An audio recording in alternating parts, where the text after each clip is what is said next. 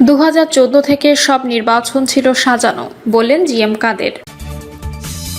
বাংলাদেশকে বাদ দিয়েও ভারত চলতে পারবে, বললেন ফজলুর রহমান। আহত যুবক, বরগুনায় ডাকাতি, বন্ধ দরজায় ফাঁক দিয়ে ছোড়া হলো গুলি। এবং সর্বশেষ জানাবো, লোনের 50,000 টাকা তুলে বাড়ি ফেরার পথে ছিনিয়ে নিল দুর্বৃত্তরা। দর্শক শুনছিলেন সংবাদ শিরোনাম, এবার জানিয়ে দিব বিস্তারিত সংবাদ। তবে তার আগে অনুরোধ থাকবে ভিডিওটিতে একটি লাইক দিন এবং ভিডিও সম্পর্কে আপনাদের গুরুত্বপূর্ণ মতামত কমেন্ট করে জানিয়ে দিন। 2014 থেকে সব নির্বাচনে ছিল সাজানো, বললেন জিএম কাদের। জাতীয় পার্টির চেয়ারম্যান জিএম কাদের দাবি করেছেন, 2014 সাল থেকে এ পর্যন্ত দেশে যতগুলো নির্বাচন হয়েছে তার সবগুলোই ছিল সাজানো এবং পূর্ব নির্ধারিত। এমনকি 2026 সালের সর্বশেষ নির্বাচনটিও ইঞ্জিনিয়ারিংয়ের মাধ্যমে সম্পন্ন হয়েছে বলে অভিযোগ করেছেন তিনি। রাজধানী জাতীয় প্রেস ক্লাবের জহুর হোসেন চৌধুরী হলে নিজের দুটি বইয়ের প্রকাশনা ও আলোচনা অনুষ্ঠানে এসব কথা বলেন তিনি। জিএম কাদের বলেন, 2024 সালের নির্বাচনে ভোটার ছিল প্রায় 12 কোটি, তখন ভোট বুথ ছিল 2,61,000। অথচ 2026 সালে নির্বাচনে ভোটার সংখ্যা প্রায় 80 লাখ বেড়ে 12,77,00,000 হলেও বুথ কমিয়ে করা হয়েছে 2,44,659টি। প্রায় 17,000 বুথ কেন কমানো হলো? ওনারা জানতেন যে মানুষ ভোট দিতে আসবে না, তাই কৃত্রিম ভিড় দেখাতে এবং পরবর্তীতে ভোট ম্যানিপুলেট করতেই এই চাতুর্যের আশ্রয় নেওয়া হয়। ত্রয়োদশ জাতীয় সংসদ নির্বাচনে কমিশন ঘোষিত 59.44% ভোট পড়ার দাবিকে সম্পূর্ণ অসম্ভব আখ্যা দিয়ে জাতীয় পার্টির চেয়ারম্যান বলেন, 13 কোটি ভোটারের 59% অর্থাৎ প্রায় 7,59,00,000 ভোট পড়েছে বলা হচ্ছে। এই ভোট যদি নির্ধারিত বুথ সংখ্যা দিয়ে ভাগ করা হয় তবে প্রতি বুথে 310টি করে ভোট পড়ে। 9 ঘন্টায় সময়সীমায় প্রতি ভোটারের জন্য বরাদ্দ থাকে মাত্র 104 সেকেন্ড। এই 104 সেকেন্ডের মধ্যে একজন ভোটারের আইডি চেক করা, আঙুলে কালি দেওয়া, ব্যালট পেপার নিয়ে বুথে ঢোকা, দুটি ব্যালটে সিল মারা, ভাঁজ করা এবং ব্যালট বাক্সে ফেলা কোনোভাবে সম্ভব নয় যদি না 1 সেকেন্ডের জন্য বুথ খালি থাকে। তিনি দাবি করেন, সাংবাদিক ও মাঠ পর্যায়ের জন্য তথ্য অনুযায়ী বেশিরভাগ কেন্দ্রীয় অর্ধেকের বেশি সময় খালি ছিল। বাস্তবে 12 থেকে 15% বেশি ভোট পড়েনি। বাকি 5.5 কোটি ভুয়া ভোট নিজেদের পছন্দ মতো প্রার্থীদের মধ্যে ভাগ করে দিয়ে ফলাফল নির্ধারণ করা হয়েছে। সাবেক এই বিরোধী দলীয় নেতা আরও অভিযোগ করে বলেন, দেশে বর্তমান কোনো গণমাধ্যমের স্বাধীনতা নেই এবং মিডিয়া এবং সেলফ সেন্সর বা আত্মা নিয়ন্ত্রণে চলছে। তিনি বলেন, আমার এই সত্য কথা ও গাণিতিক হিসাব দেশের কোনো পত্রিকা ছাপতে সাহস পায়নি, তাই বাধ্য হয়ে আমি এগুলো ভারত ও ইউরোপের বিভিন্ন গণমাধ্যমে ছাপিয়েছি। আনিস আলমগীর ও পান্নাদের মতো গণমাধ্যম ব্যক্তিত্বদের গ্রেপ্তারের ঘটনায় তীব্র প্রতিবাদ জানিয়ে তিনি বলেন, আগের অপশাসন যে কন্টিনিউয়েশন, আমরা এখনও সেটাই দেখতে পাচ্ছি। মানুষের বাক স্বাধীনতা ও নাগরিক অধিকার হরণ করা হচ্ছে। অন্তর্বর্তীকালীন সরকারের আমলে দেশে তীব্র দুর্নীতি চলেছে দাবি করে জিএম কাদের বলেন, বর্তমানে দেশ জুড়ে এক অভিনব মামলা বাণিজ্য শুরু হয়েছে। নিরীহ মানুষকে মামলার ভয় দেখিয়ে এবং শোন অ্যারেস্ট থেকে বাঁচানোর নাম করে বিভিন্ন স্তরে বড় অঙ্কের টাকা ঘুষ নেওয়া হচ্ছে। এছাড়া রাজনৈতিক প্রতিহিংসার অংশ হিসেবে জাতীয় পার্টি বা ভিন্ন মতাবলম্বী কারো নাম থাকলেও দোষর আখ্যা দিয়ে বিমানবন্দরে আটকে দেওয়া হচ্ছে এবং ভয়ভীতি দেখিয়ে অর্থ আদায় করা হচ্ছে বলে তিনি অভিযোগ করেন। বিগত আওয়ামী লীগ সরকারের সমালোচনা করে জাপা চেয়ারম্যান বলেন, শেখ হাসিনা 15তম সংশোধনীর মাধ্যমে সংবিধানের বিশাল পরিবর্তন করেছিলেন, কিন্তু সবাইকে বাদ দিয়ে করায় তার টেকেনি। একইভাবে বর্তমান সরকার যদি দেশের অর্ধেক রাজনৈতিক শক্তি ও সাধারণ মানুষকে বাদ দিয়ে নিজেদের স্টাইলে সংস্কার বা বিচার করতে চায়, তবে সেই সংস্কারও বাংলাদেশের ইতিহাসে কখনো টিকবে না। দলীয় নেতাকর্মীদের উদ্দেশ্যে তিনি বলেন, লাঙ্গল প্রতীক থাকবে কি থাকবে না তা নিয়ে আমরা ভাবছি না। মামলা চলছে, হয়তো নিয়ে যাবে, কিন্তু দলের ভেতরে থেকে যারা বেইমানি করবে তাদের আর সুযোগ দেওয়া হবে না। আমরা জনগণের পক্ষে একা হলেও লড়াই চালিয়ে যাব।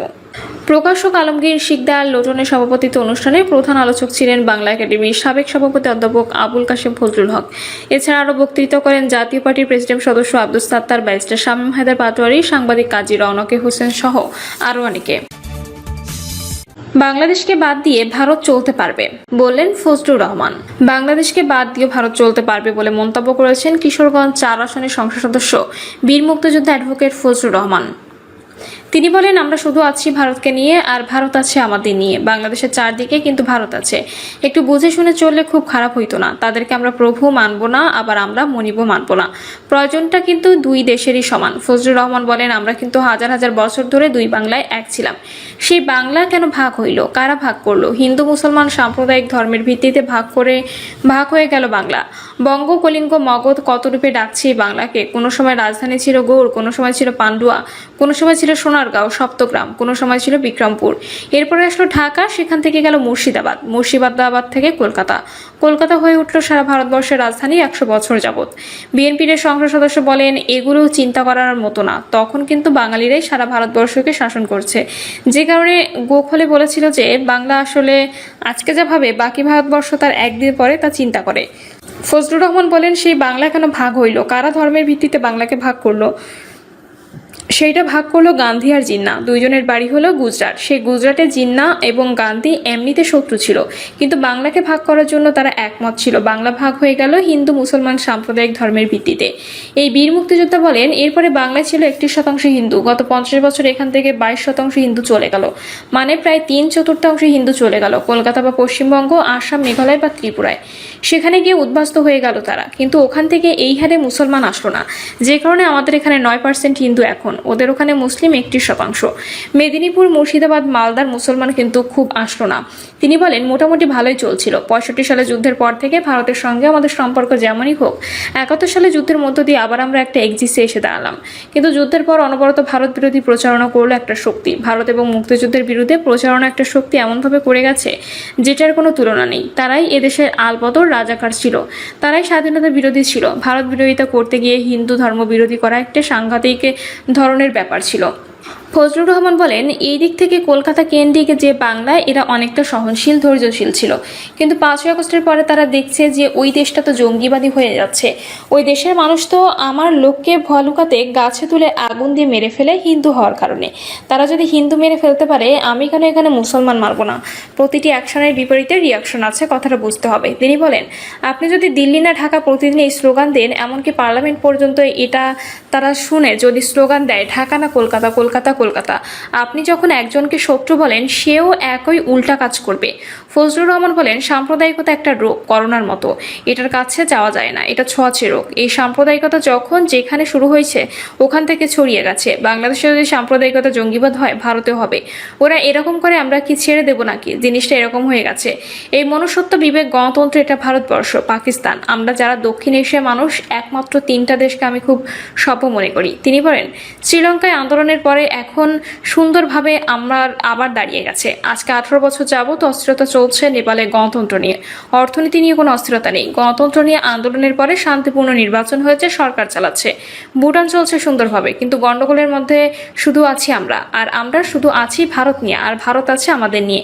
এটার জন্য দায়ী সব জায়গাতেই সাম্প্রদায়িক শক্তি। শুধু ভারত পশ্চিম বাংলাতে সাম্প্রদায়িকতা করেছে, আমরা খুব ভালো মানুষ, এটা বলার কোনো অর্থ নেই। বিএনপির এই সংসদ সদস্য বলেন, এখানে যা হচ্ছে জঙ্গিবাদ, সাম্প্রদায়িকতা কল্পনার বাইরে হচ্ছে। মুক্তিযুদ্ধের দেশে তো এরকম হওয়ার কথা ছিল না। আমাদের ব্যর্থতা আছে, এইটা 72 থেকে শুরু হয়েছে। ভারত বিরোধিতাটা অনেক গোপনে, আস্তে আস্তে, পরে সোচ্চার অবস্থায় শুরু হয়েছে। ভারত আমাদের সব নিয়ে গেল, আমি জানি না কতটুকু নিয়েছে। আহত যুবক, বরগুনায় ডাকাতি, বন্ধ দরজার ফাঁক দিয়ে ছোড়া হলো গুলি। বরগুনা বেতাগী উপজেলার সদর ইউনিয়নের ব্রেইলি ব্রিজ এলাকায় ডাকাতির ঘটনা ঘটেছে। এ সময় ডাকাতদের ছোড়া গুলিতে রিফাত বিন রিমন নামে এক যুবক গুলিবিদ্ধ হয়েছে। এই ঘটনায় 3 জনকে আটকের তথ্য জানিয়েছে পুলিশ। এর আগে শুক্রবার দিবাগত রাত আনুমানিক 2টার দিকে পুলিশ বাহিনীর সাবেক সদস্য মোহাম্মদ খলিলের ঘরে এই ঘটনা ঘটে। এ সময় ডাকাতে গুলিতে খলিলের ছেলে রিমন পায়ে গুলিবিদ্ধ হয়। তাকে উন্নত চিকিৎসার জন্য বরিশাল শেরেবাংলা মেডিকেল হাসপাতালে পাঠানো হয়েছে। আটকরা হলেন মোহাম্মদ সৌরভ, মোহাম্মদ সাইফুল ইসলাম ও সগির আলম। জানা গেছে, গভীর রাতে প্রায় 10 জনের একটি সশস্ত্র ডাকাত দল ঘরে প্রবেশ করে। এ সময় রিমন একাই তাদের বিরুদ্ধে প্রতিরোধ গড়ে তোলেন। 10 জন ডাকাতের সঙ্গে রিমনের ধস্তাধস্তির ঘটনা ঘটে। এক পর্যায়ে ডাকাতরা তাকে লক্ষ্য করে গুলি ছোড়ে। এতে পায়ে গুলিবিদ্ধ হন রিমন। পরে গুরুতর আহত অবস্থায় তাকে উদ্ধার করে চিকিৎসার জন্য প্রথম উপজেলা স্বাস্থ্য কমপ্লেক্সের পরে অবস্থা গুরুতর হলে তাকে বরিশাল পাঠানো হয়েছে। এদিকে ধস্তাধস্তির পর ডাকাত দল ঘর থেকে মালামাল লুট করে পালিয়ে যায়। খবর পেয়ে বেতাগী থানার ওসি মোহাম্মদ হারুনা রশিদ ঘটনাস্থল পরিদর্শন করেছে। পুলিশ ঘটনা তদন্ত এবং মালামাল উদ্ধার সহ ডাকাতদের গ্রেপ্তারের অভিযান শুরু করেছে। গুলিবিদ্ধ রিমন বলেন, রাত 2টার দিকে ঘরের ভেতর থেকে মায়ের চিৎকার শুনতে পাই। পরে মায়ের রুমে গিয়ে দেখি আমাদের ঘরের ভেতর 10 জন ডাকাত। পরে ধস্তাধস্তির এক পর্যায়ে তারা ঘর থেকে বেরিয়ে যায়। বাইরে থেকে আমাকে লক্ষ্য করে গুলি ছোড়ে। এতে আমি পায়ে গুলিবিদ্ধ হই। বেতাগী থানার ওসি মোহাম্মদ হারুনা রশিদ বলেন, একটি ডাকাতের ঘটনা ঘটেছে। এই ঘটনায় এক যুবককে ডাকাতরা গুলি করেছে। গুলিবিদ্ধ যুবক বলেছেন যে পিটিয়ে ঘরের মধ্যে ধস্তাধস্তি করে ডাকাতদের ঘরের বাইরে বের করে দিয়ে দরজা লাগিয়ে দেওয়ার পর দরজার ফাঁক দিয়ে ডাকাতরা শটগান দিয়ে পায়ের গোড়ালিতে গুলি করে। আমরা এই ঘটনার সঙ্গে জড়িত সন্দেহে 3 জনকে আটক করেছি। লোনের 50,000 টাকা তুলে বাড়ি ফেরার পথে ছিনিয়ে নিল দুর্বৃত্তরা। নীলফামারীর কিশোরগঞ্জে এনজিও থেকে লোনের টাকা তুলে বাড়ি ফেরার পথে জহুরুল ইসলাম নামে এক ব্যক্তিকে চেতনানাশক দিয়ে 50,000 টাকা ছিনিয়ে নিয়েছে দুর্বৃত্তরা। বিকেলে উপজেলা স্বাস্থ্য কমপ্লেক্সের সামনে এই ঘটনা ঘটে। ভুক্তভোগী সদর ইউনিয়নের পুষনা গ্রামের বাসিন্দা। ভুক্তভোগী সূত্রে জানা যায়, আজ বিকেলের দিকে জহুরুল ইসলাম TMSS নামে একটি এনজিও থেকে লোনের 50,000 টাকা উত্তোলন করে বাড়ির দিকে যাচ্ছিলেন। তিনি উপজেলা স্বাস্থ্য কমপ্লেক্সের সামনে পৌঁছালে কয়েকজন দুর্বৃত্ত তার নাকে চেতনানাশক দেয়। এ সময় তার হাতে কয়েকটি বিদেশি টাকার মতো কাগজ দিয়ে 50,000 টাকা ছিনিয়ে নিয়ে পালিয়ে যায় দুর্বৃত্তরা। কিছুক্ষণ পরে তার জ্ঞান ফিরলে চিৎকার শুরু করেন। তার চিৎকারে আশপাশের লোকজন ছুটে এসে উপজেলা স্বাস্থ্য কমপ্লেক্স নিয়ে গিয়ে প্রাথমিক চিকিৎসা দেয়। ভুক্তভোগী জহিরুল ইসলাম বলেন, এনজিও থেকে লোনের টাকা তুলে বাড়ি যাওয়ার পথে কয়েকজন এসে আমার নাকে চেতনানাশক দিলে আমার স্বাভাবিক জ্ঞান থাকে না। কিছুক্ষণ পর আমার জ্ঞান স্বাভাবিক হলে হাতে কয়েকটি বিদেশি টাকা দেখে চিৎকার করি। তারপর দেখি আমার পকেটে থাকা 50,000 টাকা তারা নিয়ে গেছে। এ বিষয়ে থানায় অভিযোগ করেছি।